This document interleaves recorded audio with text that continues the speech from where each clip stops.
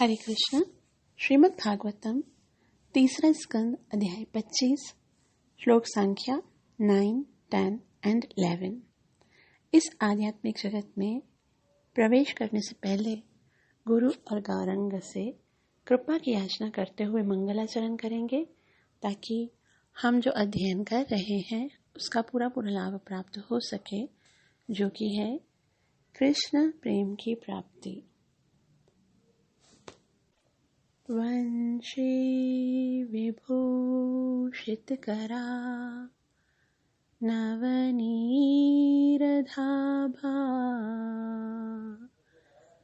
पीताम्बर धरुणबिम्बफल धरोष्ठात् पूर्णेन्दुसुन्दरमुखात् अरविन्दनेत्रात् कृष्णात् परं किमपि तत्त्वमहं न जाने। करारविन्दे न पदारविन्दं मुखारविन्दे विनिवेशयन्तं वटस्य पत्रस्य पुटेशयानं बालं मुकुन्दं मनसा स्मरामि। श्रीकृष्ण गोविन्द हरे मुरारी, हे नाथ नारायण वासुदेव, जिह्वे पिबस्व मृत्युमेतदेव।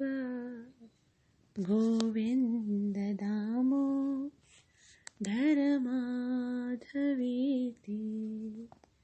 नारायणं नमस्कृत्य नरं चैव नरोत्तमं दैवीं सरस्वतीं व्यासं ततो जयमुदीरयेत्।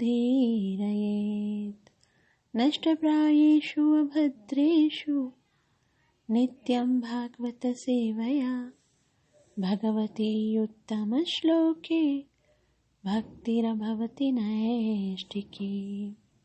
पञ्चतत्त्वात्मकं कृष्णं भक्तरूपस्वरूपकं भक्तावतार भक्ताख्यं नमामि भक्तशक्तिकं। जय श्री कृष्ण चैतन्य प्रभु नित्यानंद, श्री अद्वैत गदाधर शिवासदि गौर भक्तवृंद। हरे कृष्ण कृष्ण कृष्ण हरे हरे, हरे राम राम राम हरे हरे। ग्रंथराज श्रीमद् भागवतम महापुराण की जय। अध्याय तीसरा श्लोक नंबर 25, तीसरा स्कंद अध्याय 25 श्लोक नंबर 9, 10 और 11। इस अध्याय का नाम है भक्ति योग की महिमा। अत्यंत ही सुंदर देवहूति मैया अपने पुत्र कपिल देव से याचना करते हुए कहती हैं, निर्विण्ण नितरां भूमन् असत् इंद्रिय दर्शनात् येन संभाव्यमानेन प्रपन्नान्धं तमः प्रभु। हे भगवान, हे प्रभु, ये जो असत इंद्रिय हैं, इंद्रिय सुख जो हैं, उनके कारण अब मैं बिल्कुल ऊब चुकी हूँ, मेरा मन भर गया है।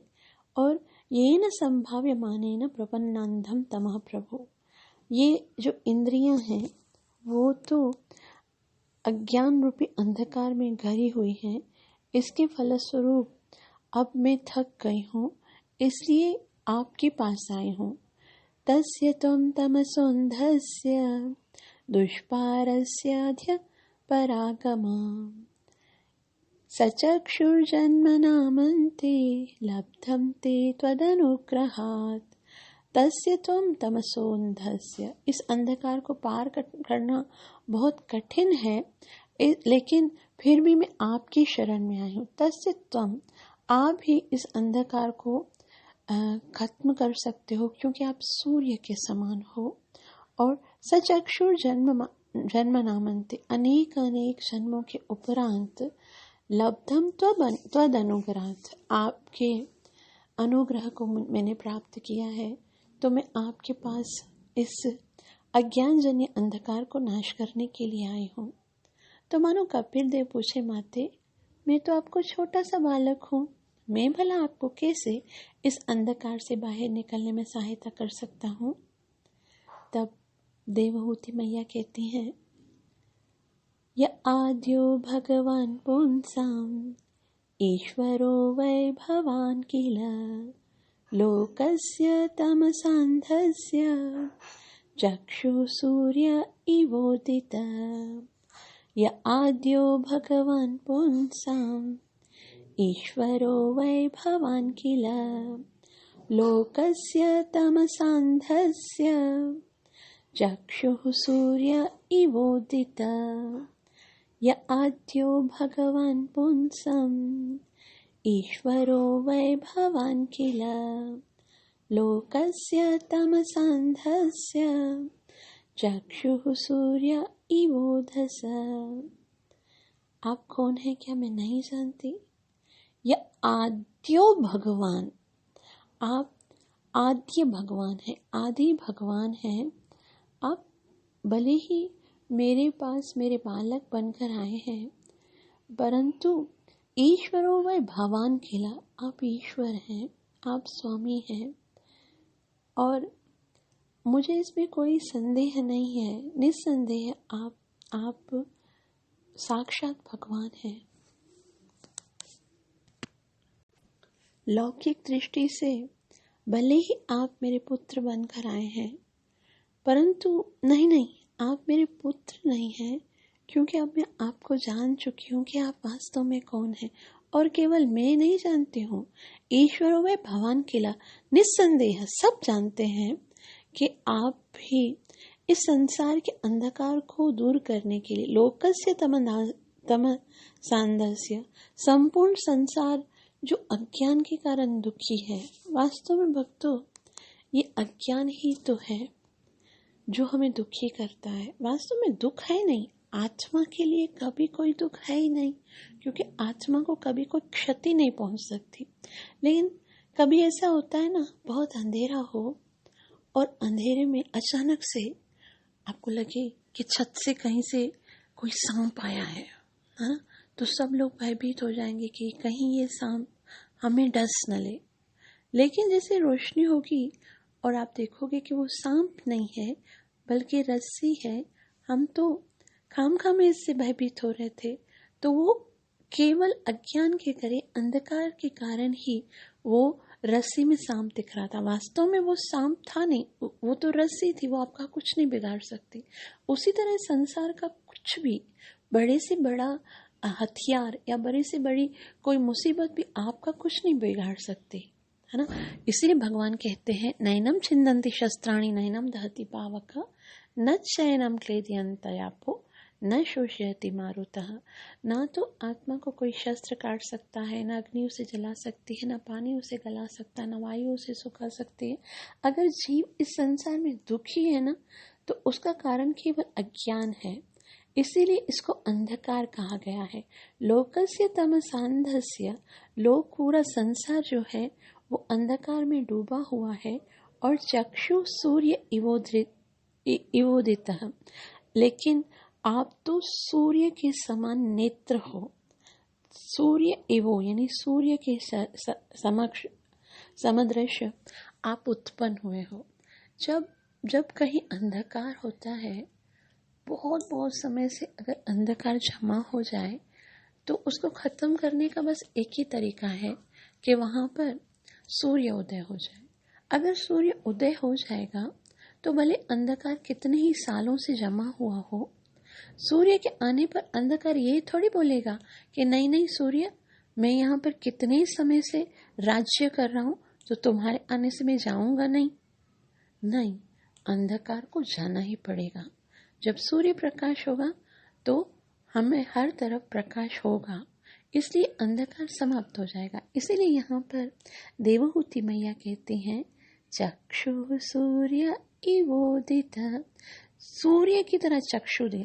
यहाँ पर एक बहुत ही सुंदर एग्जाम्पल दी जाती है कि अगर किसी के पास आंखें हैं मगर वो अंधा है तो चाहे कितना ही सूर्य हो उसको दिखेगा नहीं। लेकिन अगर किसी के पास आंखें हैं लेकिन एकदम अंधकार हो तो भी उसे नहीं दिखेगा। तो इसका मतलब है प्रकाश में देखने के लिए भी आपको अपने नेत्रों की आवश्यकता है। जो अपनी आंखें बंद करके बैठेगा तो चाहे कितनी ही सूर्य प्रकाश हो जाए, जिसकी आंखें ही बंद हैं वो भला क्या देखेगा। इसलिए हमें भी नेत्र खोलने पड़े। भगवान ज्ञान देते हैं तो उस ज्ञान को स्वीकार करने के लिए हमें अपने नेत्रों से ये जो अंधकार की पट्टी है उसको हटाना पड़ेगा। इसीलिए चक्षु सूर्य इवोदता, आप सूर्य के समान नेत्र हैं। अनुवाद देखिए, देवहूति मैया कपिल देव को कहती हैं, आप श्री भगवान हैं जो समस्त जीवों के मूल तथा परमेश्वर हैं। आप ब्रह्मांड के अज्ञान रूपी अंधकार को दूर करने के लिए सूर्य की किरणों विस्तारित करने के लिए उदित हुए हैं। श्रीला प्रभुपाद की जय। श्रीला प्रभुपाद जी कहते हैं, कपिल मुनि पूर्ण पुरुषोत्तम भगवान कृष्ण के अवतार माने जाते हैं। यहाँ पर आद्य शब्द का अर्थ है समस्त जीवों का मूल, तथा पुंसाम ईश्वर का अर्थ है जीवों का ईश्वर या स्वामी। कपिल मुनि कृष्ण के साक्षात विस्तार हैं, जो आध्यात्मिक ज्ञान के सूर्य हैं।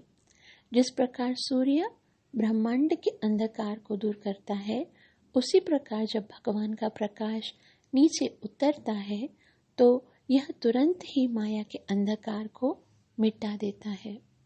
हमारे नेत्र हैं, किंतु सूर्य के प्रकाश के बिना नेत्रों का कोई महत्व नहीं है।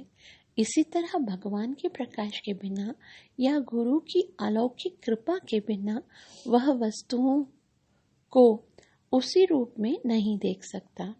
श्रीला प्रभुपाद की जय हो। आगे देवहूति मैया कहती हैं, अथ में देव सम्मोहम अपाकृष्टं त्वमर्हसि यो वग्रहोऽहं ममेति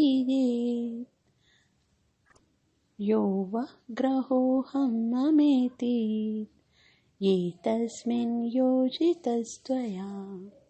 अथ मे देव सम्मोहम् अपाकृष्टुं त्वमर्हसि यो वग्रहोऽहं ममेति ये तस्मिन् योजितस्त्वया।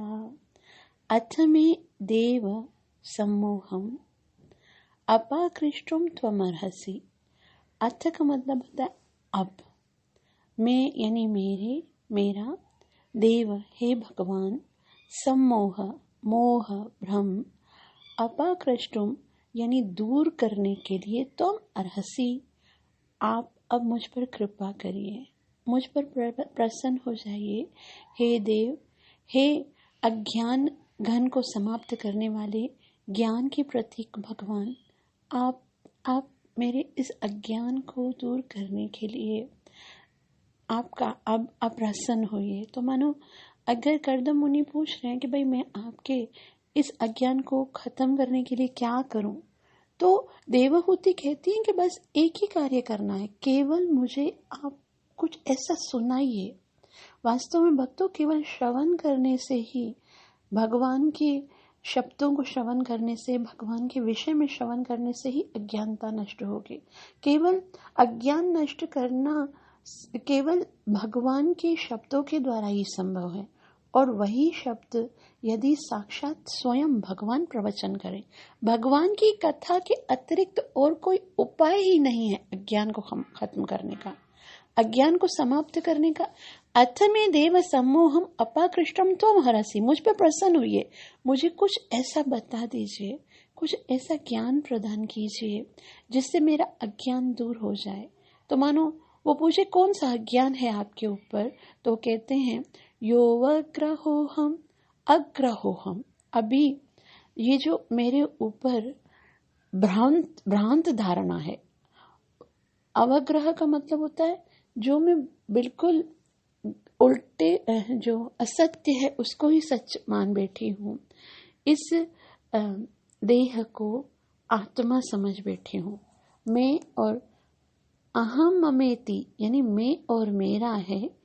तो इस ये तस्मिन योजितस्त्वया, ये सब जो मेरे अंदर भ्रांति है, इस शरीर को ही मैं मानना, इस शरीर से रिलेटेड वस्तुओं को, जो कुछ इस संसार में अगर हम देखें तो हम हर वक्त यही सोचते रहते हैं। जब से जीव को कुछ थोड़ा सा भी बुद्धि आती है तो अपने आप को सोचता है कि ये मैं हूँ और ये वस्तु मेरी है, ये मेरी है, ये मेरी है, वो उसकी है। और इसी तरह से जब जीव मैं और मेरा अहम ममेति के चक्कर में आता है तो फिर उसी के कारण राग और द्वेष शुरू हो जाते हैं, है ना। जो मेरा है उसके प्रति मेरा प्रेम होगा, मेरी ममता होगी कि वो कैसे जिएगा, कैसे उसको है ना सुरक्षा प्राप्त होगी, कहीं उसके साथ कुछ उल्टा ना हो जाए। मेरा जिसको हम मानेंगे ना उसी के लिए चिंता करेंगे। और उसके अतिरिक्त ये शरीर को तो हम मेरा नहीं मानते, बल्कि ये तो मैं हूँ, अपने आप को भूल जाते हैं और समझते ये मैं हूँ, इसको कहीं रोग न लग जाए, मुझे कहीं प्रॉब्लम ना हो जाए, मुझे कहीं दुख ना उठाना पड़े, मेरे साथ ऐसा ना हो जाए। हालांकि इस शरीर के साथ तो संबंध ही नहीं है ना जीवात्मा का। तो यहाँ पर देवहूति मैया कहती ये जो मेरे साथ इतना बहुत बड़ी दुर्दशा हो गई है, ये बहुत बड़ा जीव का भ्रम है। यो वग्रह, इसको मतलब ये बहुत बड़ा दुराग्रह हो गया मेरे साथ, बहुत ऐसा दुखदायक हो गया है कि मैं और मेरे के चक्कर में फंस गया हूँ। और मैं जानता हूँ ये सब क्यों है। तस्मिन योजितस्त्वया, ये सब आपकी ही प्लानिंग है। संसार में जो कुछ भी हो रहा है वो आप ही की कृपा से या आपकी ही के निर्देशन में तो हो रहा है ना। भगवान की माया है ना, और भगवान की माया ने ही सबको बांधा हुआ है। इसलिए देवहूति मैया कह रही हैं कि जिस माया के द्वारा आपने मुझे इस ममता में बांधा है, तो इससे आप ही पार करा सकते हो, और कोई नहीं पार करा सकता। और भगवान भी स्वयं कहते हैं दैवी ही शागुणमय मम माया दुरत्यया, इस माया को मेरी कृपा के अतिरिक्त पार करना बहुत कठिन है। इसलिए करना क्या है, सिंपल और सरल तरीका है।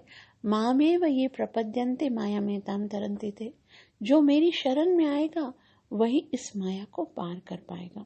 तो यहाँ पर देवहूति मैया यही कह रही कि मैं अब आपकी शरण में हूँ, क्योंकि मैं जानती हूँ कि आप ही की योजना से जीव इस माया के द्वारा फंस जाता है। भगवान बुला देते हैं क्योंकि जीव भोगना चाहता है, आनंद करना चाहता है, तो भगवान जीव को उसकी असलियत बुला देते हैं कि तुम भोगता नहीं हो।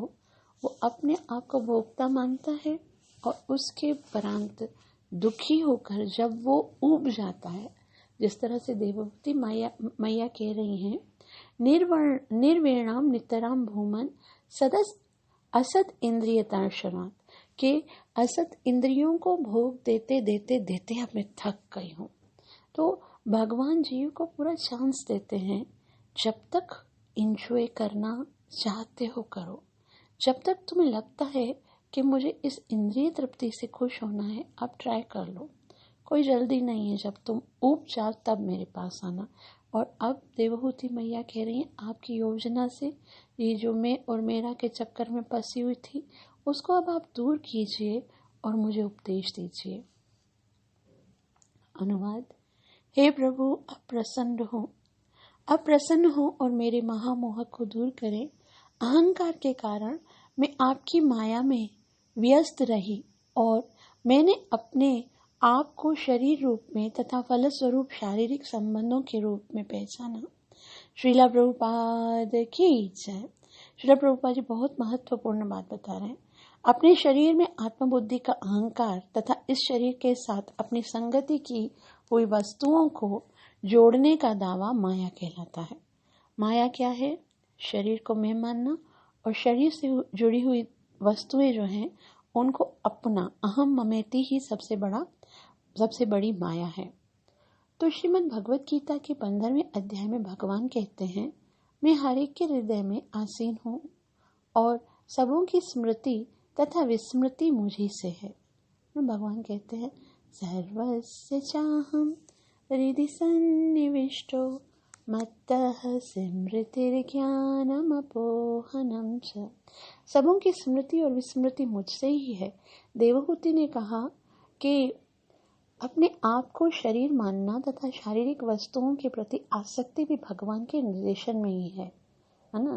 देवहूति ने मैंने क्या कहा है कि तस्मै नियोजित स्वया, ये सब आपकी योजना है। अगर मैं अपने आप को शरीर मानती हूँ या आसक्ति है तो भगवान का तो क्या इसका यह अर्थ हुआ कि भगवान को एक को भक्ति और दूसरे को इंद्रिय तृप्ति में लगाकर भेदभाव करते हैं?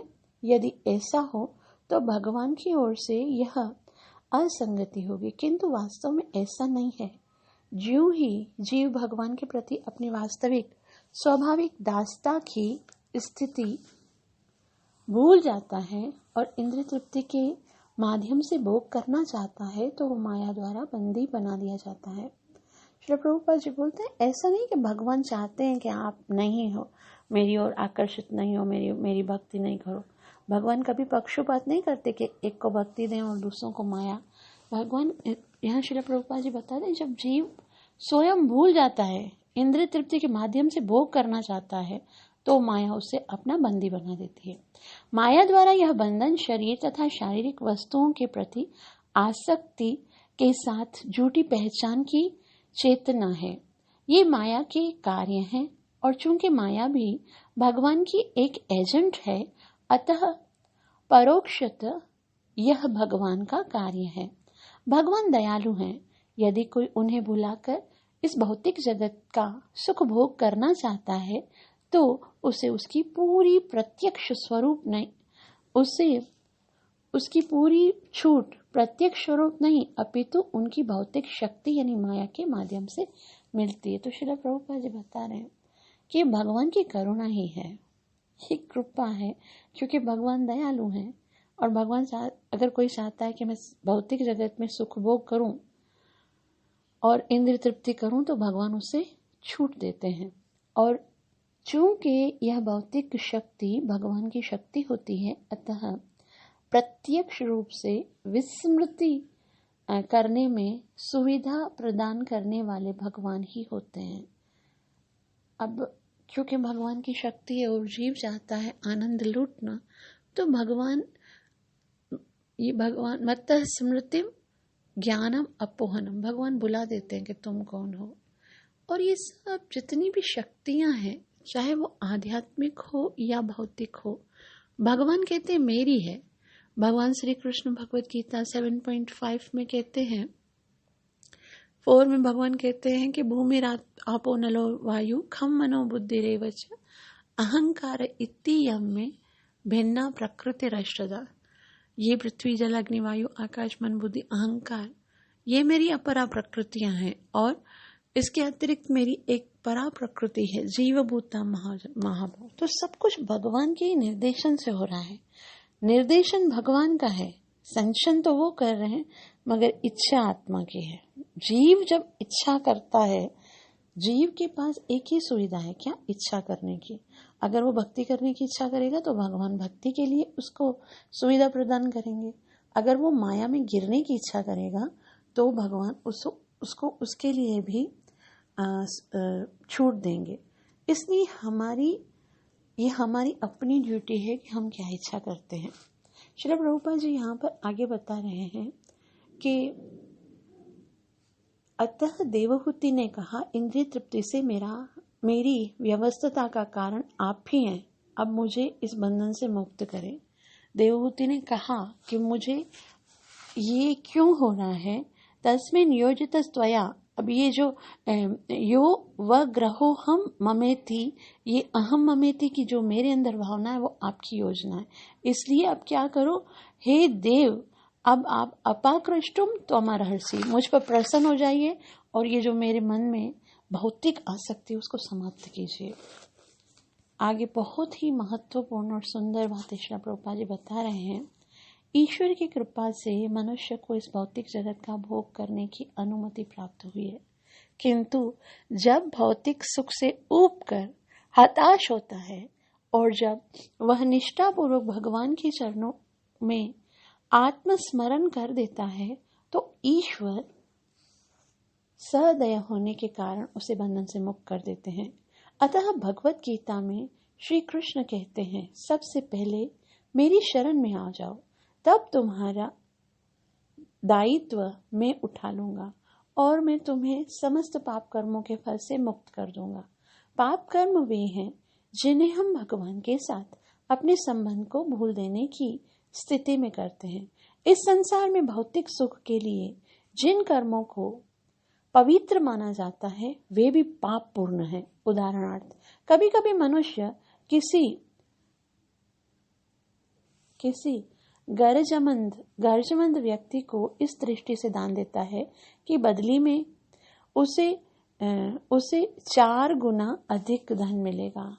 लाभ के उद्देश्य से दिया गया दान रजोगुणी दान है। यहाँ जो भी कर्म किया जाता है वह भौतिक प्रकृति के गुणों के अधीन रहकर किया जाता है, फलतः भगवान की सेवा के अतिरिक्त सारे कार्य पापपूर्ण है। श्री प्रभुपाद जी बता रहे हैं कि देखो, आप कुछ भी करते हो क्योंकि उसके अंदर कोई ना कोई भौतिक भाव आ जाता है तो वो पाप ही है और उसकी बदली में भगवान से दूर रहने को मिलता है। लेकिन कोई भी कार्य यदि आप ये सोच कर रहे हो कि भगवान की सेवा है तो वो कभी पाप नहीं हो सकता। पाप कर्मों के कारण हम भौतिक आसक्ति द्वारा मोहित होते रहते हैं। मैं ये शरीर हूँ, मैं शरीर को स्व तथा शारीरिक संपत्ति को मेरा सोचता हूँ। देवहूति ने मिथ्या पहचान तथा मिथ्या संपत्ति के बंधन से मुक्त करने के लिए भगवान कपिल से प्रार्थना की। श्रील प्रभुपाद की जय। अब देवहूति अपनी प्रार्थना का अंतिम श्लोक कहते हुए कहती हैं, त्वं त्वागताहं शरणं शरण्यं स्वभृत्य संसारतरो कुठारं जिज्ञासयाहं प्रकृते पुरुषस्य नमामि सद्धर्मविदां वरिष्ठम्। त्वं त्वागताहं, त्वं यानी आपके, उस व्यक्ति को यानी उनको, त्वा यानी तुम तक, गता गया हुआ, अहम अब मैं आपकी शरण में आ गई हूँ, आपके पास। शरणम शरण्यम, आप कौन हैं? आप शरणागत वत्सल हैं। शरण्यम का मतलब होता है एकमात्र आप ही हो जिसके शरण में जाने के बाद किसी और सहारे की जरूरत ही नहीं है। इसलिए अब मैंने सारे सहारों को छोड़कर त्वं त्वागताहं शरणम शरणम, सारे सहारों को छोड़कर मैं आपकी शरण में आई हूँ। यहाँ पर देवहूति मैया बता रही कि भगवान के अतिरिक्त कोई भी शरण में जाने के योग्य ही नहीं है। संसार में जितने भी बड़े बड़े देवता हैं, ब्रह्मा, शिव, इंद्र, चंद्र, वो सब जब भी उनके ऊपर कोई संकट आता है तो भगवान की शरण में जाते हैं। इसलिए देवहूति मैया बता रही हैं कि शरण्यम, जहां पर जाकर आप सुरक्षित रह सकते हो, वो सिर्फ और सिर्फ भगवान की शरण है। इसलिए देवहूति कह रही हैं, त्वं त्वागताहं शरणम शरणम, अब मैं आपकी शरण में आ गया हूँ। क्यों? आपकी शरण में जो आ जाता है उसको और किसी सहारे की जरूरत ही नहीं। आसरा इस जहां का मिले ना मिले, मुझको तेरा सहारा सदा चाहिए। तो वो कह रहे हैं स्वभृत्य संसार तरो कुठारम, क्योंकि मैं जानती हूँ कि जो स्वभृत्य यानी आपके आश्रय जो आ जाता है उनके संसार तरो मतलब संसार का यहाँ पर ये मतलब नहीं है कि भौतिक जगत। संस्कृत में संसार का मतलब भौतिक जगत नहीं है। एक जीव आत्मा कितनी दफा कभी किसी माता के गर्भ में, कभी किसी माता के गर्भ में, कभी किसी माता के, कभी कुत्ता, कभी बिल्ली, कभी गटर का कीड़ा बनकर किसी जन्म में जाता है और वहाँ पर उसको जन्म लेना पड़ता है। जन्म लेने के बाद उसके जीवन में कभी व्याधि होती है, तकलीफें होती हैं, बहुत सारी प्रॉब्लम्स होती हैं और बुढ़ापा होता है। इन सब को झेलते झेलते अंत में मृत्यु आती है। ये बार बार जन्म मरण का जो चक्कर है उसको संसार कहते हैं। ये बहुत कठिन है। इसलिए यहाँ पर कह रहे हैं कि ये जो स्वभृत्य संसार तरो कुठारम, तरो मना वृक्ष, कुठारम मना कुल्हाड़ी।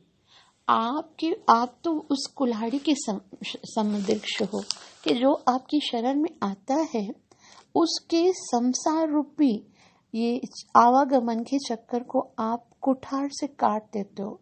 वो फरसू होता है ना कुल्हाड़ी, उससे आप काट देते हो। मतलब सारे दुखों के बंधन केवल आपकी शरण में आने से कट जाते हैं। इसीलिए मैं आपकी शरण में आई हूँ, क्योंकि मैं जानती हूँ कि अब आपके अतिरिक्त तो और कोई है नहीं जो कि मेरे इस संसार, इस जन्म मरण के आवागमन को खत्म कर सके। हृदय के अंदर भौतिक इंद्र तृप्ति की इच्छा है, जो अहम ममेति का भाव है, उसको खत्म कर सके। मैं जानती हूँ कि आप कर सकते हो स्वभृत्य, क्योंकि मैं आपकी अब दासी बनकर आई हूँ, आपकी शरण में आई हूँ। भृत्य का मतलब होता है कि आश्रित हूँ। अब मैं किसी और का आश्रय नहीं लिया है, सिर्फ आपके आश्रित हूँ। और अब आपसे एक ही इच्छा है कि आप मेरे इस संसार रूपी वृक्ष को कुल्हाड़ी से काट दीजिए। और आगे कहते हैं फिर मैं आपसे कुछ पूछना चाहती हूँ। क्या? जिज्ञास्यमाहं जिज्ञास्याहं प्रकृति पुरुष। मैं प्रकृति और पुरुष के विषय में जानना चाहती हूँ। प्रकृति का क्या मतलब है?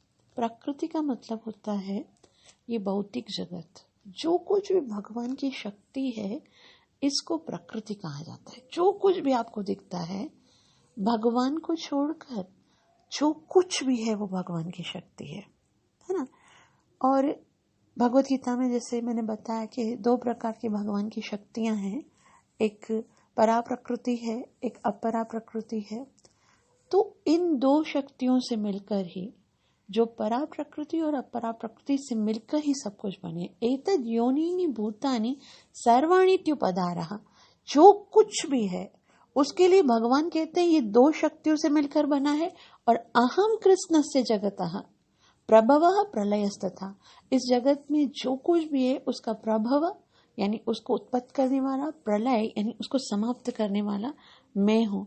तो भगवान से कहती आपकी प्रकृति के विषय में बताइए और पुरुष के विषय में बताइए।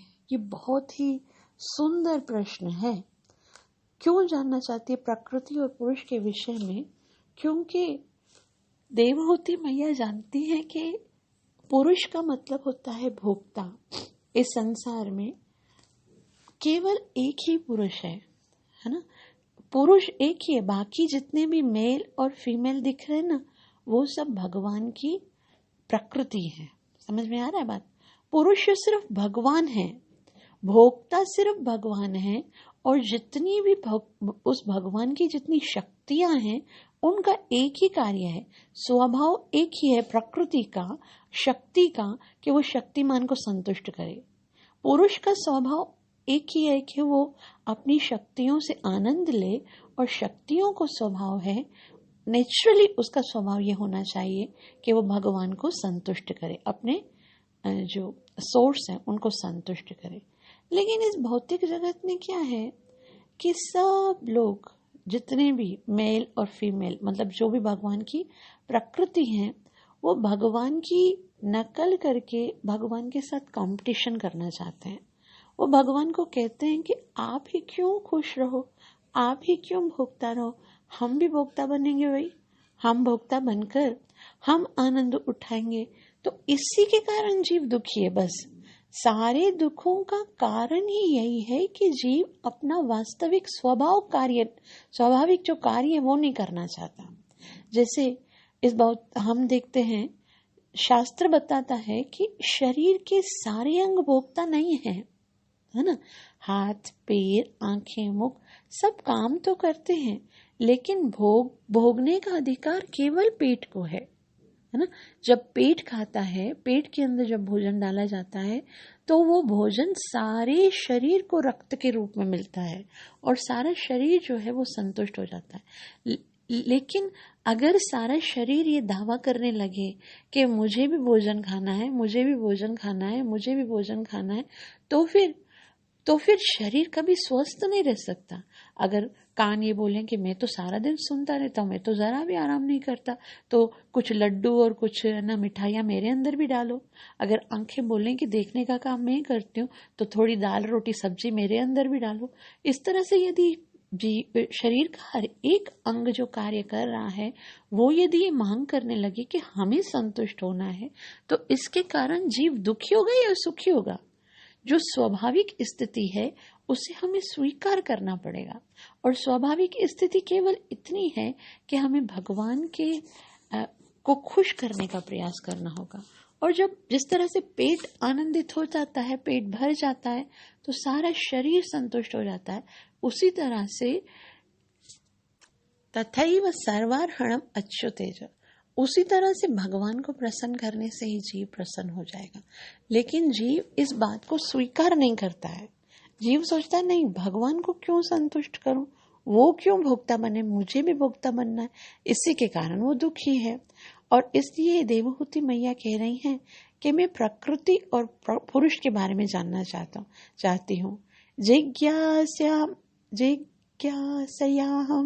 प्रकृति पुरुषः नमामि सद्धर्मवेदां वरिष्ठम। नमामि, अब मैं आपको नमन करती हूँ, आपको नमस्कार करती हूँ। क्यों करती हूँ मैया? तो सद्धर्म, सद्धर्म मतलब जो वास्तविक धर्म है इस संसार में। जो अभी जो धर्म चल रहे हैं, हिंदू, मुस्लिम, सिख, ईसाई, क्रिश्चियन, भगवान उनकी बात नहीं कर रहे हैं, भगवान सद्धर्म की बात कर रहे हैं। सद्धर्म मतलब जो वास्तविक धर्म है, जो सनातन धर्म है, जो उच्च धर्म है, जो जीव का वास्तविक धर्म है। क्या? भगवान से प्रेम करना। जीव का एक ही धर्म है कि भगवान को जानो और भगवान से प्रेम करो। तो वो कहते हैं कि सद्धर्म वेदाम वरिष्ठम, सद्धर्म को बताने वाले जितने भी सद्धर्म को जानते हैं उनमें आप सबसे ज्यादा महान हो। इसलिए मैं आपके पास आई हूँ क्योंकि आप मुझे बता सकते हो कि जीव का वास्तविक धर्म क्या है। क्यों वरिष्ठ? यहाँ पर कहती हैं सद्धर्म वेदाम वरिष्ठम, आप उनमें सबसे ज्यादा महान हो। जैसे यमराज जब बताते हैं कि सद्धर्म को बताने वाले इस भौतिक जगत में 12 महाजन हैं। 12 महाजन कौन से हैं?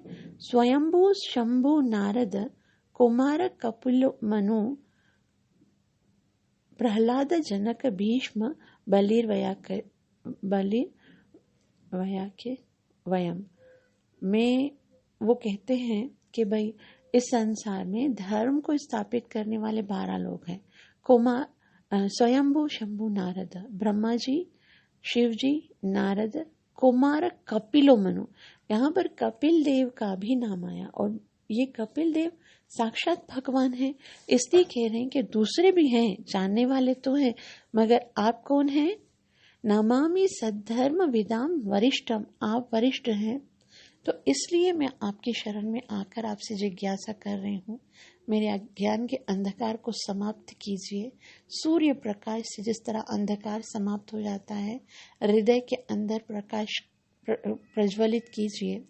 और क्योंकि आप ही शरण में आए हुए जीव के संसार बंधन को तोड़ सकते हो, काट कर कुल्हाड़ी से काट सकते हो।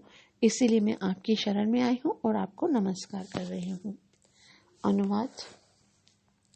देवहूति ने आगे कहा, मैं आपके चरण कमलों की शरण ग्रहण की है, क्योंकि आप ही एकमात्र व्यक्ति हैं जिनकी शरण ग्रहण की जा सकती है। आप वही कुल्हाड़ी हैं जिससे संसार रूपी वृक्ष काटा जा सकता है। अतः मैं आपको नमस्कार करती हूँ, क्योंकि समस्त योगियों में आप महानतम हैं। मैं आपसे पुरुष तथा स्त्री और आत्मा तथा पदार्थ के संबंध में जानना चाहती हूँ। श्रीला प्रभुपाद की जय। श्रीला प्रभुपाद जी कहते हैं, जैसा कि सर्वविदित है कि सांख्य योग प्रकृति तथा पुरुष के विषय से संबंधित है। श्री भगवान या भोक्ता के रूप में जो कोई भगवान पूर्ण पुरुषोत्तम भगवान का अनुकरण करता है वह पुरुष है, और प्रकृति का अभिप्राय प्रकृति से है। यहाँ श्रील प्रभुपाद जी बता रहे, श्री भगवान या भोक्ता के रूप में जो कोई पूर्ण पुरुषोत्तम भगवान का अनुकरण करता है वह पुरुष है, और प्रकृति का अभिप्राय प्रकृति से है। इस भौतिक जगत में पुरुष या जीवों के द्वारा प्रकृति का उपभोग होता है। पुरुष जो जीव हैं वो क्या करते हैं, प्रकृति का विदोहन करते हैं, भोग करते हैं। इस संसार में प्रकृति तथा पुरुष अथवा भोग्य तथा भोक्ता के संबंध की जटिलताएं संसार अथवा भौतिक बंधन कहलाती हैं। जो कुछ भी पुरुष और प्रकृति यहाँ पर समझ में आती है, जो भोक्ता है, जो भोग्य है, उसी को भौतिक बंधन कहते हैं। देवहूति भौतिक बंधन रूपी वृक्ष को काटना चाह रही है, और इसके लिए वे कपिल मुनि के रूप में कुठार प्राप्त हुआ था। श्रीमद् भगवत गीता के 15वें अध्याय में इस संसार रूपी वृक्ष की व्याख्या उस अश्वत्थ वृक्ष के रूप में की गई है जिसकी जड़ें ऊर्ध्वमुखी और शाखाएं अधोमुखी हैं। यहाँ यह बताया गया है कि इस संसार रूपी वृक्ष की जड़ को विरक्ति के कुठार से काटा जाता है। तो आसक्ति क्या है? श्रील प्रभुपाद जी बता रहे हैं, इसमें प्रकृति तथा पुरुष सन्निहित है। जीव प्रकृति पर अधिकार जताना चाहता है, और चूंकि बद्ध जीव प्रकृति को ही अपने भोग का लक्ष्य बनाता है और स्वयं भोक्ता बन जाता है, अतः वह पुरुष कहलाता है। जीव को भगवान बताते हैं, पुरुष 2 प्रकार के पुरुष होते हैं, 2 प्रकार के भोक्ता होते हैं, और मैं जो हूँ वो परम भोक्ता हूँ। तो जीव जिस भी शरीर में जाता है, चाहे वो प्रकृति का शरीर है, मतलब स्त्री का शरीर है, या पुरुष का शरीर है, वो उसके अंदर जाकर क्या करना चाहता है? बद्ध जीव प्रकृति को ही अपने भोग का लक्ष्य बनाता है और स्वयं भोक्ता बनता है, अतः वह पुरुष कहलाता है। देवहूति ने कपिल मुनि से प्रश्न किया, क्योंकि उन्हें ज्ञात था कि वे इस भौतिक संसार के प्रति उसके आसक्ति को छिन्न कर सकते हैं। 15वें पुरुष तथा स्त्रियों के वेश में जीव आत्माएं भौतिक शक्ति का आनंद उठाना चाहती हैं, अतः एक प्रकार से प्रत्येक जीव आत्मा पुरुष है, क्योंकि पुरुष का अर्थ है भोक्ता और प्रकृति का अर्थ है भोग्य। इस जगत में तथाकथित पुरुष तथाकथित स्त्री दोनों ही वास्तविक पुरुष का अनुकरण करती हैं। श्री प्रभुपाद जी बता रहे हैं, सब कुछ तथाकथित है, मतलब ना तो यहाँ पर कोई स्त्रियां हैं ना पुरुष हैं, सब लोग जो हैं वो भगवान की शक्ति हैं, और जो भी बनती हैं, भले वो कोई भी स्वरूप धारण करती हैं, वो भगवान का अनुकरण कर रहे हैं, वास्तविक पुरुष का अनुकरण करते हैं। और आध्यात्मिक दृष्टि से वास्तविक भोक्ता तो भगवान है, लेकिन फिर भी जबकि शेष सभी प्रकृति हैं, तो भी वो क्या करती हैं? भगवान का अनुकरण करके भोक्ता बनना चाहती हैं। जीव आत्माएं प्रकृति मानी जाती हैं। भगवत गीता में पदार्थ को अपरा अर्थात निकृष्ट प्रकृति कहा गया है। इस निकृष्ट प्रकृति से परे एक अन्य श्रेष्ठ प्रकृति है जीव आत्माएं। जीव आत्माएं भी प्रकृति या भोग्य हैं, किंतु माया के वश में आकर जीव आत्माएं अपने को भोक्ता मानती हैं। संसार बंधन या बद्ध जीव का यही कारण है। देवहूति बद्ध जीवन से निकलकर पूर्णता समर्पित हो जाना चाहती हैं। भगवान शरण्य हैं, जिसका अर्थ यह होता है कि वे ही एकमात्र व्यक्ति हैं जिसको पूर्ण रूप से समर्पण किया जा सकता है, क्योंकि वे ऐश्वर्यों से पूर्ण हैं। यदि कोई सचमुच विश्राम चाहता है तो सर्वश्रेष्ठ मार्ग है कि वह पूर्ण पुरुषोत्तम भगवान की शरण में जाए। भगवान को यहाँ पर सद्धर्म विदाम वरिष्ठम कहा गया।